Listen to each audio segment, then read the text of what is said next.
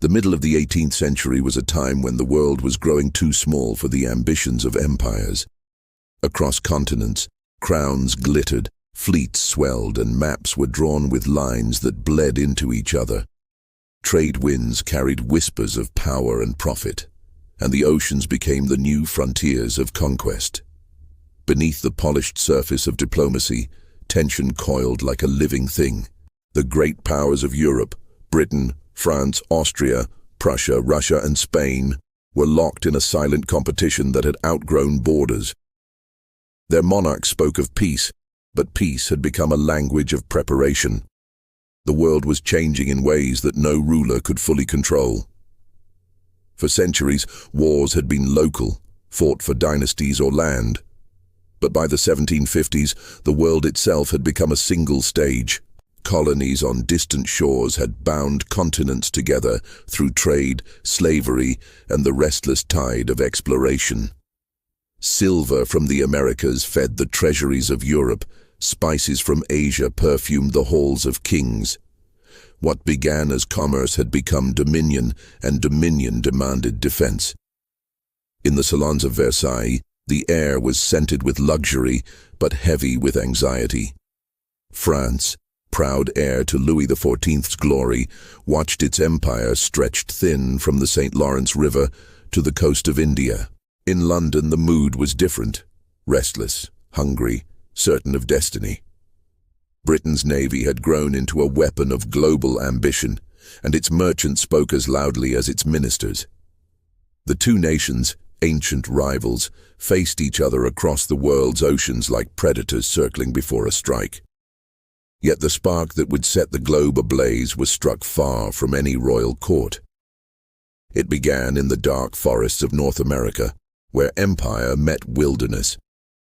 There, British settlers had multiplied, pushing westward beyond the mountains into lands claimed by the French. The French, in turn, had built a chain of forts running from Canada down the Mississippi, binding their territories in a long, slender thread of ambition.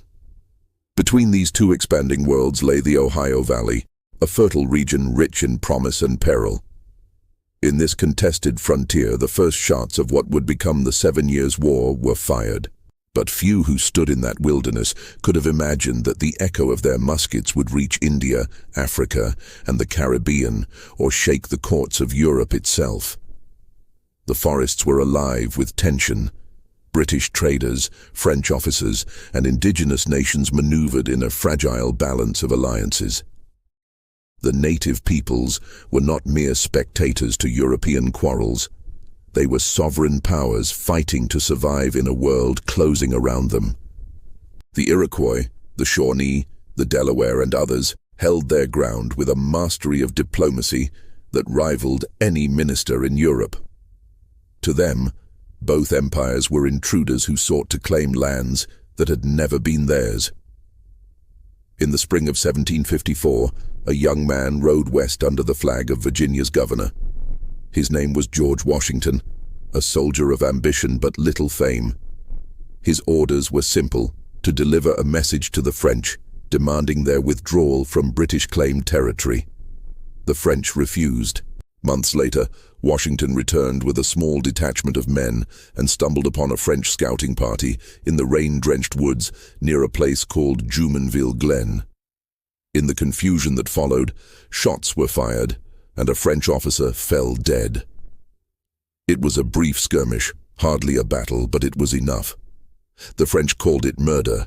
The British called it an accident. The world, though, would remember it as the beginning of something vast.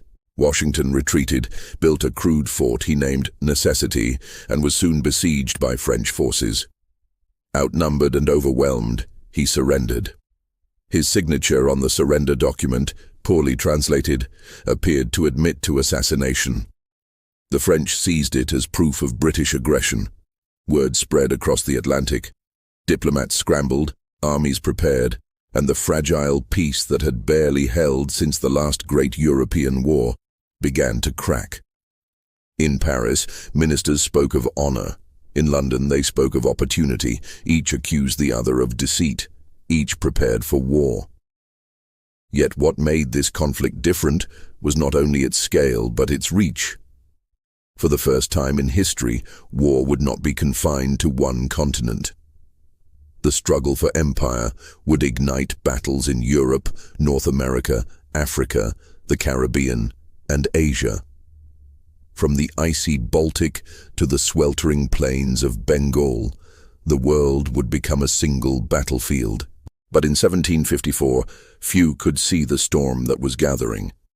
The world still seemed vast, the empires eternal. Only the restless movements of armies and fleets hinted that something larger was taking shape, something that would redraw the world. Across Europe, alliances shifted like sand. The traditional friendship between Britain and Austria fractured, replaced by suspicion and rivalry. In its place, Britain found a new ally in Prussia, whose young king, Frederick II, was both admired and feared. Frederick's Prussia was a state forged for war, a disciplined modern army bound by iron will.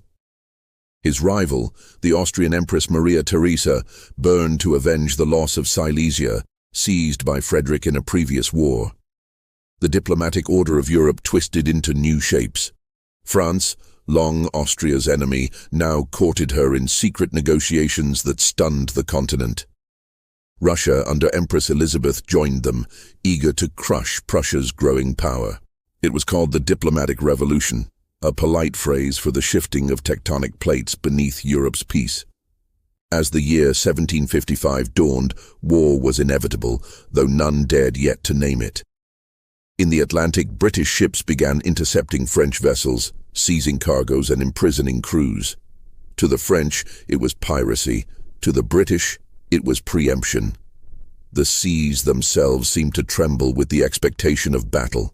In North America, the conflict deepened. British expeditions moved to expel the French from the lands around the Great Lakes and the St. Lawrence. Along the frontier, settlers fled burning homes as villages were raided, forests set alight, and alliances shattered. The frontier was a place where civilization's rules vanished, where the line between soldier and survivor blurred. But the war's first great tragedy unfolded not in Europe or America, but in the hearts of those caught between them. The Acadians, French-speaking settlers of Nova Scotia, found themselves trapped between empires.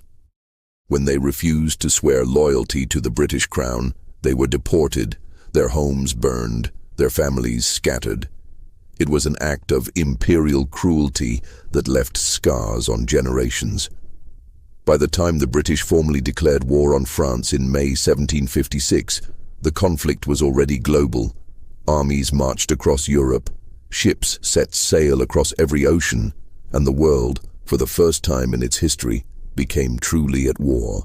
In the months that followed, the fire spread. Prussian troops invaded Saxony in a lightning strike that stunned Europe. Frederick's gamble would unleash one of the most ferocious continental wars ever seen. In India, the British East India Company and the French East India Company maneuvered for power, drawing native rulers into their rivalries. In Africa, forts along the coast became prizes in a war fought for trade and human lives. Everywhere, the world seemed to move toward catastrophe. And yet within that chaos, something new was being born. The 7 Years' War was not merely a conflict of nations. It was the first true world war, a struggle for global supremacy in which oceans, colonies, and commerce were as vital as battlefields and bayonets. In every port, from Havana to Calcutta, men waited for orders that would send them into history. The drums of empire beat louder. The century's great storm had begun.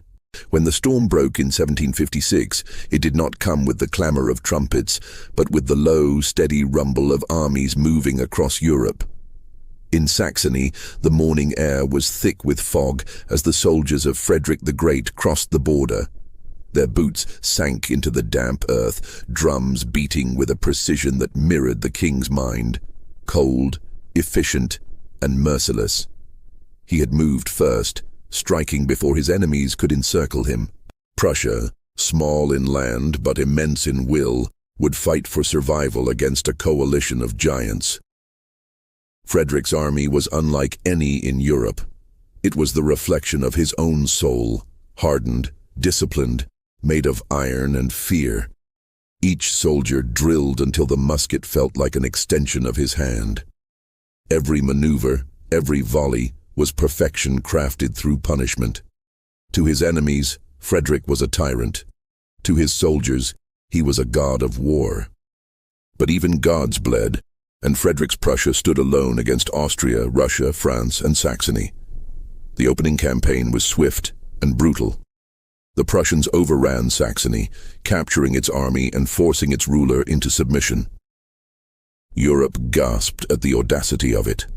In Vienna, Maria Theresa wept with rage. In Paris, ministers promised vengeance. And in London, ministers exhaled in uneasy relief, for Prussia's aggression now bound Frederick to Britain's cause. The Anglo-Prussian alliance was a marriage of convenience. Britain needed Frederick to keep France and Austria occupied on the continent, while it pursued its own ambitions overseas. Frederick, in turn, needed British gold and naval support to hold back the tide that threatened to drown his kingdom. It was a pact forged not in trust, but in necessity. Across the Channel, another kind of war was brewing. The British Navy, wood, iron, and the sweat of countless sailors, was being transformed into the most formidable instrument of empire ever conceived.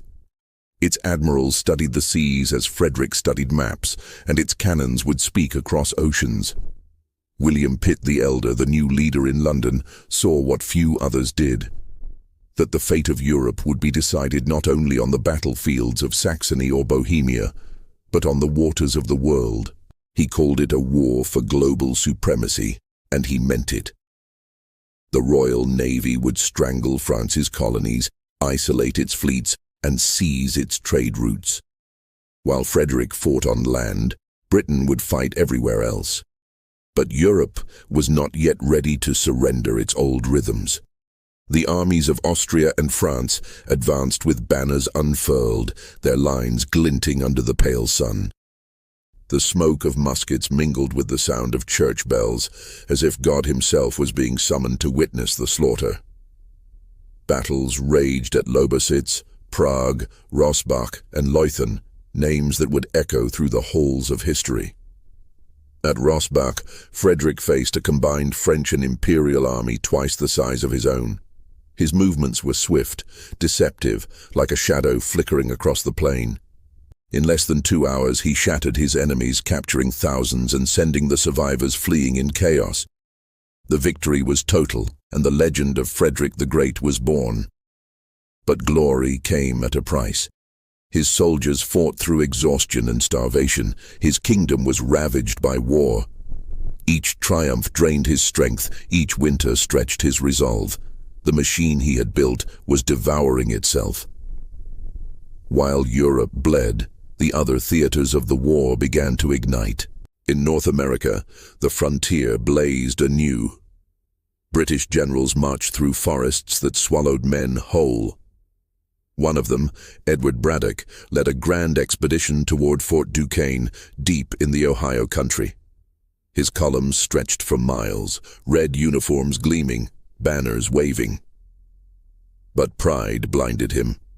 He dismissed warnings from colonial officers, among them George Washington, now hardened by earlier defeat. The ambush came swift and unseen. From the trees, French troops and native warriors struck with terrifying precision. The disciplined British ranks collapsed into confusion. Braddock fell, mortally wounded, and his army was annihilated. Washington led the survivors back through the wilderness, carrying with him a bitter lesson in the art of humility. The frontier became a graveyard of ambitions. Villages burned, fields were left fallow, and entire communities vanished beneath the smoke. Both empires armed native nations, making them pawns and partners in a game they could not win. The Iroquois tried to balance between sides, while the Cherokee and the Shawnee were drawn into conflicts that would tear their worlds apart. To the European empires, these were colonies. To those who lived there, They were homelands drowned in fire. Across the oceans, another front opened. The waters of the Caribbean. The Sugar Islands, small in size but vast in profit, became the jewels of contention. Fortresses rose amid palm groves, and cannon fire echoed across turquoise bays. Each island captured was a blow to the enemy's economy, each convoy taken a wound to its lifeblood. By 1757, the war had become a devouring thing, feeding on men, gold, and hope. Even Frederick began to falter. His victory at Leuthen, brilliant though it was, could not mask the exhaustion of his people. The Russians swept through East Prussia, burning and pillaging. Austrian forces pressed from the south. Frederick fought not only battles but despair itself. And yet, even in his darkest hours, his will remained unbroken. When his generals urged retreat, he replied coldly, "Dogs who wish to live forever, march on." Such was the iron spirit of the man who led a nation too small to survive, but too proud to die. Meanwhile, the tide was turning elsewhere. In London, William Pitt's vision began to bear fruit. He poured money into Frederick's armies, kept the navy ceaselessly at sea, and unleashed Britain's colonial forces upon the world. "I will conquer America in Germany," he said, meaning that every victory Frederick won on the continent would free Britain to conquer abroad. And so, British fleets struck with relentless precision. French ports were blockaded, convoys destroyed, and colonies isolated. The balance of power shifted like a ship leaning hard into the wind. In India, the war was about to take a decisive turn. The British East India Company under Robert Clive prepared to challenge French dominance in Bengal. Both nations fought not as states, but as corporations wielding armies and ambition. The fate of empires would soon rest in the hands of merchants who thought themselves kings. By 1758, the world was truly on fire. The 7 Years' War had ceased to be a European war. It was now something far greater. No corner of the earth remained untouched. Battles were fought in frozen forests, tropical jungles, and deserts of sand. The cries of the dying mingled with the crash of waves and the prayers of kings. For the first time in human history, the world had become one battlefield. And though few could see it yet, the outcome of this global struggle would shape centuries to come. The old empires of Europe were burning away, and from their ashes a new world was beginning to rise. The war's second act would bring both triumph and ruin, an age of conquest that would crown new powers and cast down old ones. The fires that began in the wilderness of America now raged across oceans and continents, lighting the path to the modern world. Across the horizon of the known world, 1758 arrived with thunder. What had begun as rival fires on distant frontiers now merged into one vast inferno that spanned the seas. The 7 Years' War had become a living thing, monstrous, unpredictable, and hungry. Nations poured men and treasure into its flames, and in return it devoured them, leaving behind only smoke and the shifting shadows of new empires. The scale of the conflict was something the world had never seen. Every ocean became a highway for death and ambition. The great powers fought not merely for honor or vengeance, but for the soul of the world's future.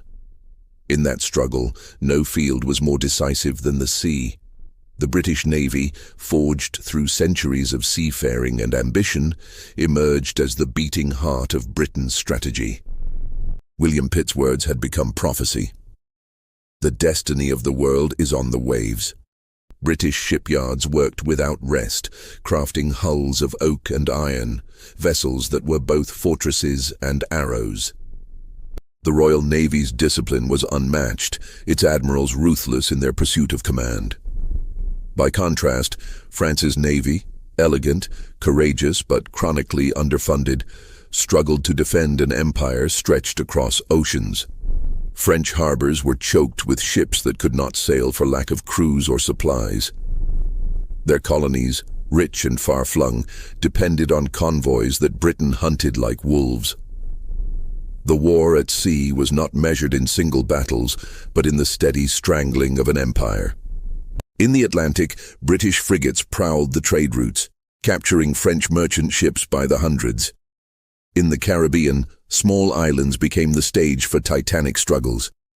Guadeloupe, Martinique, Dominica, places of sugar, sweat, and blood, changed hands in desperate combat. The sugar trade, once a golden river flowing into Europe, now ran red. Everywhere, the reach of the Royal Navy tightened. By 1758, Britain had achieved a kind of invisible empire, a dominion of sails, wind, and gunpowder. Wherever French ships ventured, British flags awaited them over the horizon. Yet the war's reach did not stop at the Atlantic. In Africa, forts along the Gold Coast, symbols of the grim trade in human lives, were attacked and seized. The struggle for slaves and gold, cruel and relentless, became another front in the global conflict. But perhaps the most decisive theater of all lay in India, where the ambitions of two trading companies had outgrown commerce. The British East India Company and the French East India Company, once merchants, had become conquerors. Their armies, composed of European officers and Indian sepoys, fought as private nations, carving out dominions under the banners of trade. India in the mid-18th century was a land of splendor and fracture. The Mughal Empire, once the greatest in Asia, had crumbled into rival principalities. Each ruler sought allies among the Europeans, unaware that the price of alliance was independence itself. The French, under their brilliant but ill-fated governor Dupleix, had once dreamed of an Indian empire that could challenge Britain. But Dupleix was recalled, his vision lost to bureaucratic envy and politics. Into the vacuum stepped Robert Clive, a man of audacity, cunning, and iron resolve. Clive had risen from clerk to conqueror, from a modest English upbringing to command of armies in Bengal. To his superiors in London he was an agent, to his soldiers he was a storm. In 1757 he struck the decisive blow at the Battle of Plassey, a battle not of numbers, but of treachery and timing. Facing the Nawab of Bengal, Siraj-ud-Dowlah, Clive commanded barely 3,000 men against 50,000. Yet gold and promises bought betrayal, and when the battle began, much of the Nawab's army stood idle. A sudden rainstorm turned the ground to mud, the British cannons roared through the downpour, and within hours the richest province in India lay conquered. Bengal was the jewel of Asia, its wealth in silk, rice, and opium unparalleled. Its fall marked the birth of British India. The East India Company, a corporation in name, became a sovereign power in fact. The empire that would one day span the subcontinent began not in London, but in the muddy fields of Plassey, amid the cries of betrayed soldiers and the glitter of coin. The French, though not yet broken, could feel the tide turning. Their strongholds in the south, Pondicherry, Chandanagar, and others, came under siege. Cut off by the British Navy, they fought valiantly but without hope. The Indian Ocean, once a vast and distant frontier, had become another theater of Britain's relentless maritime dominion. Meanwhile, in Europe, the thunder of cannons rolled on without pause. Frederick the Great, fighting for the very existence of Prussia, was tested beyond endurance. His victories at Rossbach and Leuthen had shaken the continent, but they could not end the war. The coalition against him, Austria, France, Russia, and Saxony, seemed endless. His men starved, his cities burned. In 1759, disaster struck at Kunersdorf. Frederick's army, exhausted and outnumbered, faced the combined might of Russia and Austria. The battle was apocalyptic. Men drowned in the Oder River as they fled, entire regiments annihilated. Frederick himself was nearly killed. When the smoke cleared, Prussia's army was shattered. The king, in despair, wrote to his ministers, "All is lost. I will not survive the ruin of my nation." And yet, the wheel of fate turned once more. In 1762, Empress Elizabeth of Russia died, and her successor, Peter III, an ardent admirer of Frederick, withdrew Russia from the war. It was a miracle of politics and personality, an accident that saved a nation. Prussia, bloodied but unbroken, staggered back from the brink of annihilation. While Europe bled and Asia burned, Britain's gaze turned westward once more, to North America, where the struggle for empire was reaching its final, fateful crescendo. In the forests and rivers of Canada, French forces under the Marquis de Montcalm fought desperately to hold their last strongholds. They were outnumbered, outgunned, and isolated by the British control of the seas. Yet Montcalm's defense of Quebec became a symbol of courage and defiance. In 1759, the fateful Annus Mirabilis, the Year of Wonders, the British struck. General James Wolfe led an army up the St. Lawrence River, a perilous journey against wind, current, and enemy cannon. The siege of Quebec dragged on through summer into fall, the city battered, the soldiers freezing in their trenches. Then, on a cold September night, Wolfe made his gamble.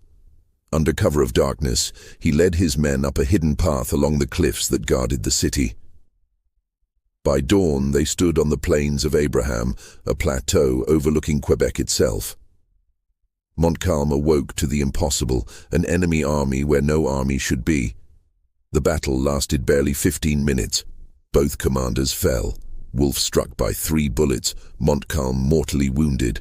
As Wolfe lay dying, word reached him that the French were retreating. "Now God be praised," he whispered. "I will die in peace." With the fall of Quebec, the fate of New France was sealed. Montreal surrendered the following year, and France's empire in North America collapsed into memory. The fleur-de-lis that had flown over Canada for 2 centuries was lowered forever. The war, though, was not over. Its shock waves continued to travel through the world, from Havana to Manila, from Senegal to the Caribbean seas. Spain entered the conflict on France's side in 1762, too late to alter the outcome, but soon enough to suffer its own humiliation. British fleets descended upon Cuba, capturing Havana after a brutal siege, and seized Manila in the Philippines in the same year. The map of empire was being rewritten in blood and salt water. By now, the world's very balance seemed to tilt. The 7 Years' War had reshaped the meaning of power. No longer could a nation rule by land alone. The future belonged to those who ruled the seas. The war was entering its final act, but its echoes would never fade. It had begun in a forest, fought across oceans, and now reached its end in the courts of kings and the ruins of empires. But though peace would come, the peace that followed would be restless, poisoned by debt, resentment, and ambition. From the ashes of the 7 Years' War, new revolutions were stirring, in colonies, in hearts, and in the minds of those who had seen how fragile empire truly was. The cannons fell silent slowly, their thunder fading into the fog of exhaustion.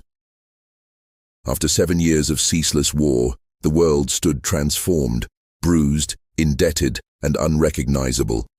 Empires that had once seemed eternal now teetered on the edge of change. The 7 Years' War had redrawn the map of the earth, not merely in borders, but in destiny.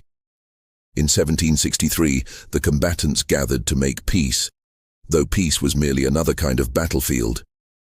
The Treaty of Paris was signed on February 10th, a document of polite ink concealing oceans of blood. At a glance, it looked like diplomacy. In truth, it was conquest written in legal form. France, exhausted and bankrupt, relinquished her North American empire. Canada, Louisiana east of the Mississippi, and every fragment of New France passed into British hands. Centuries of exploration, struggle, and dreams were erased in a stroke. The fleur-de-lis that once flew over the St. Lawrence, over forts and forests, was replaced by the Red Cross of St. George. France retained only a few small Caribbean islands, fragments of sweetness in a sea of loss. Spain, which had entered the war in France's defense, fared little better. Havana and Manila, captured by British fleets, were returned, but only in exchange for Florida. The Spanish Empire still stretched vast across the Americas, yet its confidence was shaken. The age when Spain had ruled the world's oceans was long past. Britain, at last, stood supreme. Her navy was unrivaled, her colonies expanded, her merchants rich beyond imagination. The island kingdom, once a European minor power, had become a global empire. From the cold shores of Canada to the sun-drenched coasts of India, from Caribbean sugar islands to the outposts of Africa, the British flag cast its shadow on every horizon. It was an empire not of mere conquest, but of systems, trade routes, companies, and contracts that bound the world together. But victory came at a price. The 7 Years' War had cost Britain over $100 million, a staggering fortune. Taxes had risen, debts had multiplied, and the empire's triumph carried the seeds of its own rebellion. To pay for its new dominion, Britain turned its gaze toward its American colonies, asking them to share the burden of victory. In the beginning, it seemed a reasonable demand. The colonies had been defended at great expense. The French threat was gone. But the colonists, having tasted both danger and self-reliance, no longer saw themselves as dependents. They had fought, bled, and built their own frontiers. The war had taught them to stand, and once a people learns to stand, it is only a matter of time before they walk. Thus, from the triumph of 1763 came the murmur of discontent that would, within a decade, ignite into revolution. The 7 Years' War had not ended history. It had set the stage for a new chapter. The American colonies would soon rebel against the very empire they had helped to build, crying out against taxes borne from the cost of the war that made them safe. Across the Atlantic in France, the humiliation was bitter and unhealed. The loss of empire had wounded the pride of a nation that saw itself as the center of civilization. The monarchy, mired in debt, turned to new taxes and reforms that angered both nobles and commoners. The war that had broken France abroad had begun to break it within. 25 years later, the French Revolution would sweep away the very world that signed the Treaty of Paris. But in 1763, these future storms were hidden beneath the calm surface of peace. Europe celebrated, though its cities were scarred and its people impoverished. The diplomats who signed the treaty believed they had ended the greatest conflict the world had ever known. In truth, they had merely changed its form. For the war had revealed something new, the true nature of global power. Never before had battles in Canada decided the fate of India, or naval victories in the Caribbean shaped the politics of Europe. The 7 Years' War had proven that the world was no longer a collection of isolated kingdoms. It was one organism, connected by oceans, commerce, and conquest. It was, as many historians would later call it, the First World War. Not by name, but by reality. A conflict that touched every continent, involved every great power, and reshaped the foundations of civilization. The old order of the 17th century, of dynastic rivalries and local wars, had given way to a new era, an age of empires and industrial power, of nations whose ambitions spanned hemispheres. And at the center of it all was Britain, triumphant but restless. William Pitt, the architect of British victory, foresaw what others could not. "I know that I can save this country," he had once said, "and that no one else can." But even he could not save it from the contradictions of its triumph. The more Britain conquered, the harder it became to hold what it had gained. An empire built on trade required freedom. An empire ruled by decree required obedience. The two could not coexist forever. In India, the East India Company, swollen with power, governed millions with a private army. It was an empire without a crown, a corporation that ruled by profit and fear. Bengal's wealth was drained to fill the coffers of London, and famine soon followed conquest. The Indian people, once allies or subjects of the Mughals, found themselves ruled by distant men who sought not faith or honor, but dividends. In America, settlers pushed westward into lands once claimed by France and inhabited by countless native nations. Without French power to balance the British, indigenous alliances fractured. The tribes who had fought alongside Montcalm and the French now faced encroachment, broken treaties, and the slow erasure of their worlds. Pontiac's War, erupting in 1763, was the first great uprising against British expansion, a warning that empire was never a simple victory. In Europe, Frederick the Great stood as both victor and survivor. Prussia, scarred but alive, emerged as a new force, disciplined, militarized, unyielding. The myth of Frederick's genius became legend, shaping the militarism of centuries to come. Yet his triumph was hollow. His kingdom had survived, but at the cost of half its people and the ruin of its fields. Russia, too, had changed. The death of Empress Elizabeth and the erratic rule of Peter III had shown how the fate of nations could hinge on the whims of a single life. Catherine the Great soon seized power, steering Russia toward reform and expansion. The balance of Europe, shattered by 7 years of war, now tilted toward new empires in the east. The 7 Years' War was over. Yet in its ashes, the modern world had been born.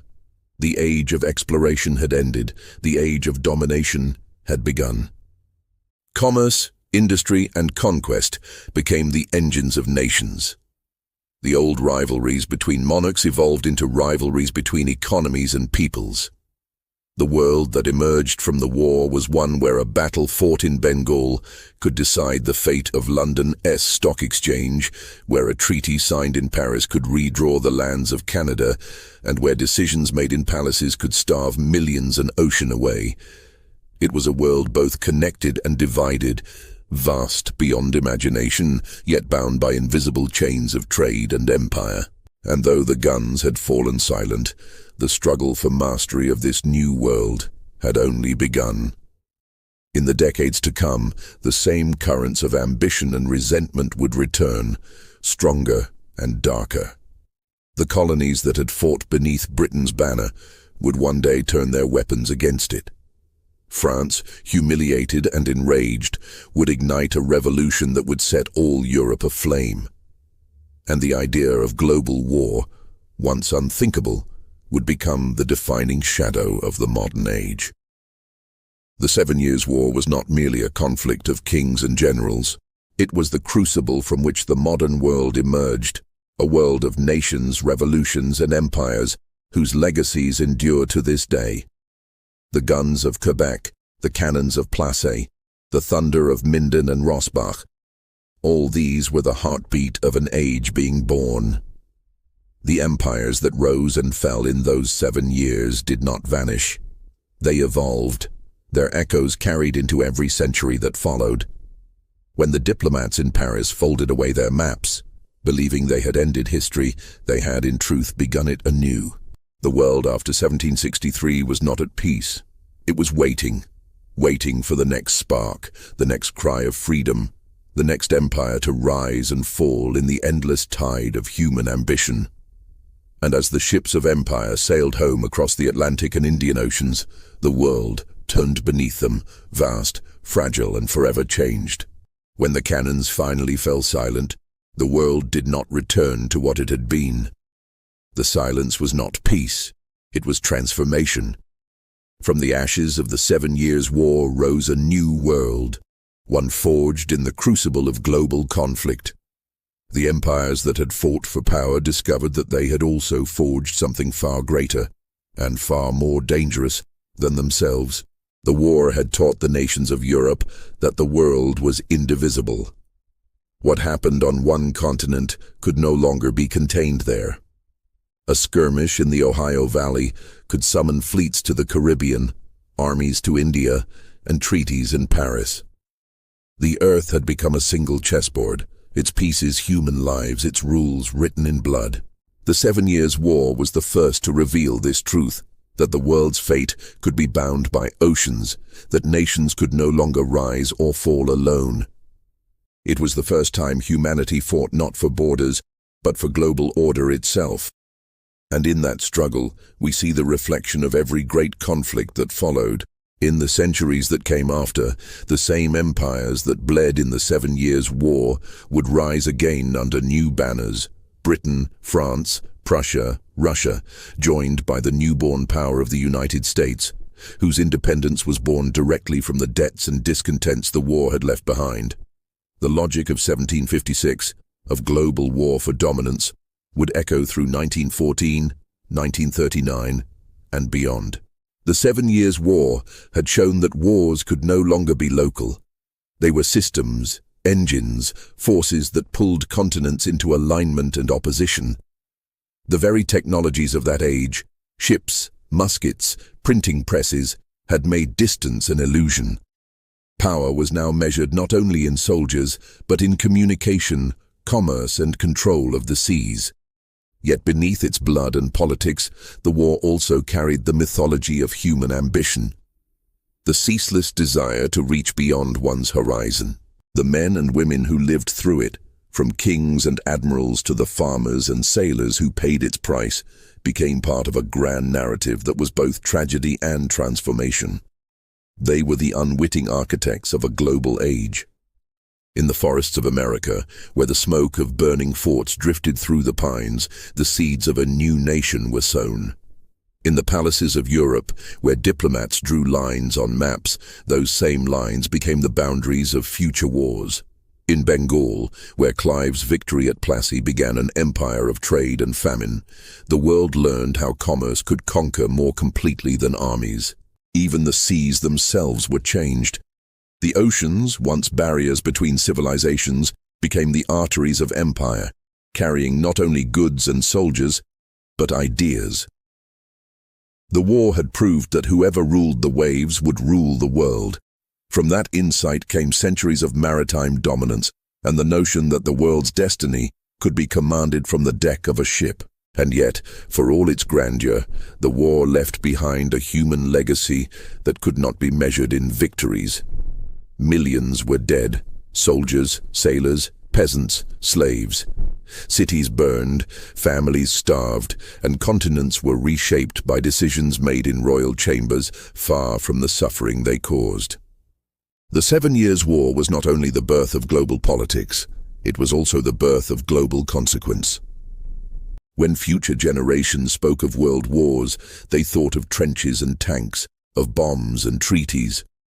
But the pattern was already written in the 18th century, in the clash of muskets at Quebec, the roar of cannons at Minden, the smoke that rose over the Ganges and the Mississippi alike. The 7 Years' War was the prototype of all that came after. The first war of total reach, total ambition, total transformation. It revealed that in the modern age, war could no longer be a contest of princes. It was the struggle of entire peoples, entire systems, entire worlds. And so the question it left behind was not who won, but what had been created. Britain emerged triumphant, but also burdened. France was humbled, but also awakened. Prussia survived, and in surviving, laid the foundations of a militarized Europe. The colonies learned both the strength and hypocrisy of empire, and in time, they would use that knowledge to destroy it. The war had remade the old world, but it had also given birth to the new, a world of revolution, of nations rather than kingdoms, of global networks rather than isolated realms. From its chaos arose the Enlightenment's twin children, liberty and empire, each forever shadowing the other. In the mythic sense, the 7 Years' War was humanity's first encounter with its own reflection as a global species. It was as if the world looked into a mirror and saw for the first time its interconnected soul, a soul capable of greatness, cruelty, invention, and endless ambition. The gods of the old order, dynasties, divine right, provincial wars, began to fade. In their place rose new gods: commerce, science, nationalism, revolution. The ancient world had fought for land, the modern world fought for the planet. And though the treaties were signed, though the armies disbanded, the struggle never truly ended. It simply changed form, from muskets to manifestos, from ships of oak to engines of iron. The 7 Years' War was the turning of the wheel, the hinge on which modern history turned. From that hinge, the world swung open into the light of empire, the fire of revolution, and the endless motion of modernity. Centuries later, when historians looked back and asked where it all began, where the age of global war, global trade, and global identity was born, they would trace it not to the trenches of Europe, but to the forests of America, the plains of India, the waves of the Atlantic. To the moment when kings fought for colonies and found themselves ruling the world. That was the moment the modern world began. That was the moment humanity crossed the threshold from the age of empires into the age of everything. And as we look back now across the centuries, we can still hear it. The distant echo of cannon fire rolling across oceans, the sound of the world awakening to its own vastness. The 7 Years' War did not end with peace. It ended with a new beginning. For in the long memory of history, that war remains the first great heartbeat of the global age, the real First World War,